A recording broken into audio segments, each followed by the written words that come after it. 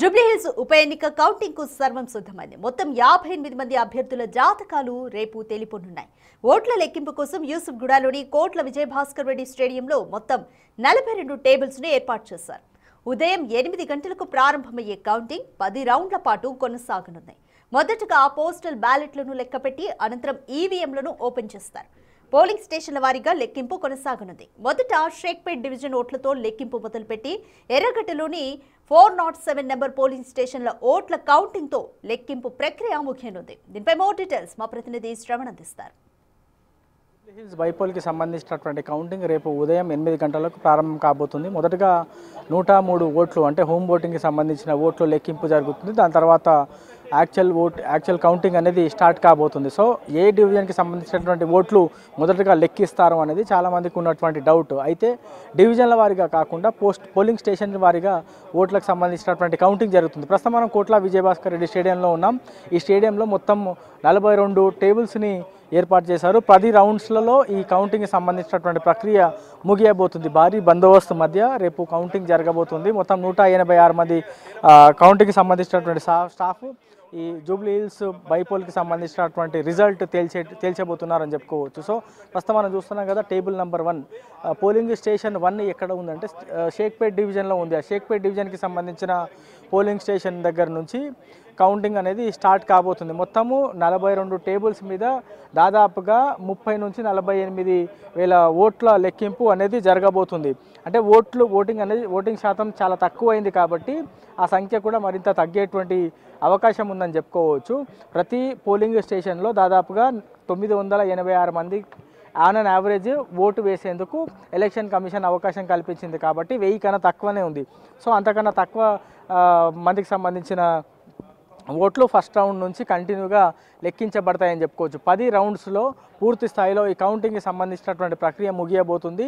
రేపు 11 గంటల వరకు ట్రెండ్స్ అంటే ఎవరు గెలిచేటువంటి అవకాశం ఉంది, ఎవరు పూర్తి స్థాయిలో వెనుకబడిపోయారు, ఎవరికి డిపాజిట్లు వచ్చేటువంటి పరిస్థితి లేదు అనేది ఒక క్లారిటీ 10 లేదా 11 గంటల వరకు వచ్చేటువంటి అవకాశం ఉంది. మనం వరుసగా చూస్తున్నాం కదా, ప్రతి టేబుల్కి సంబంధించిన దాని మీద కూడా మనము నంబర్లు చూడవచ్చు. ఇక్కడ చూస్తే 14, 56, 98 అంటే ఇక్కడ 14 కనిపిస్తే మనకి ఇక్కడ 15 కనిపిస్తుంది. దాని తర్వాత ఇక్కడ 16 నంబర్ కనిపిస్తుంది. ఇట్లా పోలింగ్ స్టేషన్కి సంబంధించినటువంటి నంబర్. అలాగే ఇక్కడ మనకి 57 కనిపిస్తే ఇక్కడ 58 కనిపిస్తుంది. ఇక్కడ 99 కనిపిస్తే ఇక్కడ 100 కనిపిస్తుంది. అంటే వరుసగా ఫస్ట్ ఈ 42 1 నుంచి 42 పోలింగ్ స్టేషన్లకు సంబంధించిన ఓట్ల లెక్కింపు జరుగుతుంది. దాని తర్వాత ఇతర పోలింగ్ స్టేషన్లకు సంబంధించినటువంటి లెక్కింపు అనేది జరగబోతుంది. సో ఖచ్చితంగా రేపు మధ్యాహ్నం 1 లేదా 2 గంటల వరకు జూబ్లీహిల్స్ ఎమ్మెల్యే ఎవరు అనేటువంటి అంశం తేటతెల్లం కానుందని చెప్పుకోవచ్చు. సో చాలా రోజుల నుంచి అనేక మంది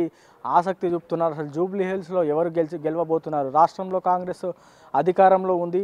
అధికారంలో ఉన్న తర్వాత కూడా గెలుస్తుందా గెలవదా, పాలన ఎట్లా ఉంది అని జనాల్లోకి తీసుకువెళ్లేందుకు పూర్తి స్థాయిలో ఈ ఎలక్షన్కి సంబంధించిన అంశం చాలా ఇంపార్టెంట్గా మారింది. అధికారంలో ఉన్నటువంటి పార్టీ కాంగ్రెస్ ఖచ్చితంగా ఒకవేళ జనాలు సాటిస్ఫై ఉన్నారు అని చెప్పుకోవాలంటే జూబ్లీహిల్స్ బై ఎలక్షన్ గెలవాల్సిన అవసరం ఖచ్చితంగా ఉంది.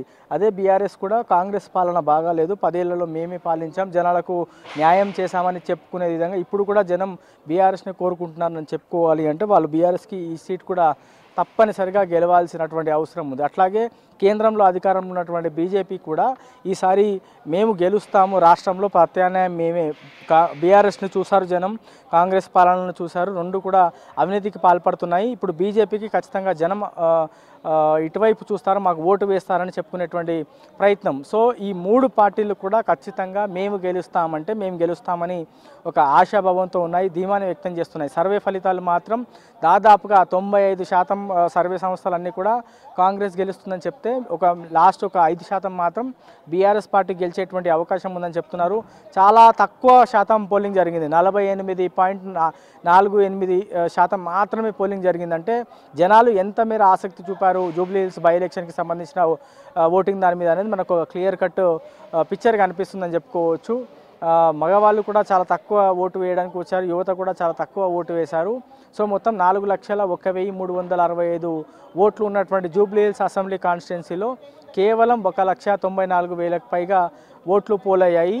అందులో కూడా ఎవరు ఎటువైపు మొగ్గు చూపారు అనేది ఇప్పుడు ప్రధానంగా వస్తున్నటువంటి ప్రశ్న.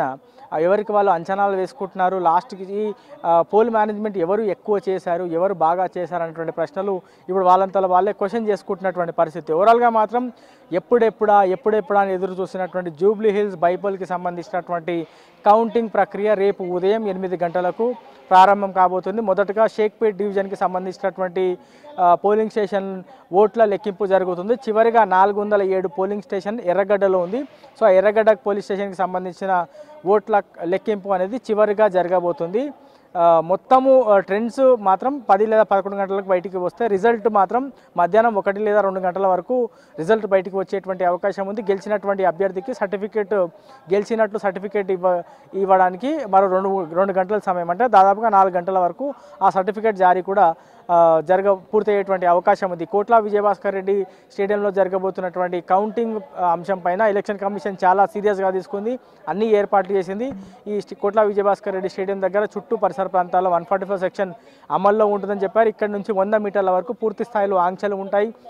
గెలిచినటువంటి అభ్యర్థి కూడా ర్యాలీలు కూడా ఏమీ చేయొద్దు అనేది స్పష్టంగా ఎలక్షన్ కమిషన్కి సంబంధించినటువంటి అధికారులు, పోలీసులు స్పష్టం చేశారు. ఇది ఓవరాల్గా జూబ్లీ హిల్స్ బైపోల్కి సంబంధించిన కౌంటింగ్ పైన పూర్తి అప్డేట్. కెమెరామెన్ పవన్తో Shravan, big TV, Kotla Vijayabhaskar Reddy stadium నుంచి.